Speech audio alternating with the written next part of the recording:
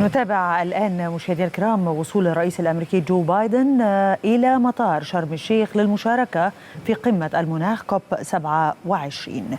مشاهدينا الكرام، من المقرر أن يتحدث الرئيس الأمريكي في هذه القمة عن التزامه بمعالجة أزمة المناخ، وأن يسلط الضوء على بعض التقدم الذي أحرزته الولايات المتحدة في الداخل، وأيضا في حشد العمل الدولي لمكافحة تغير المناخ في جميع أنحاء العالم.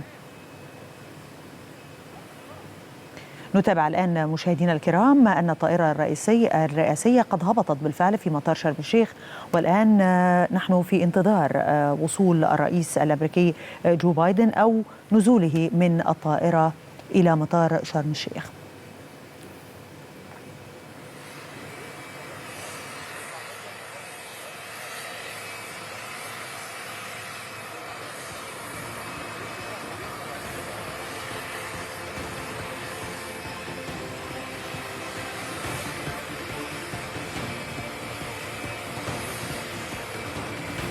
خيالك يبقى عليا.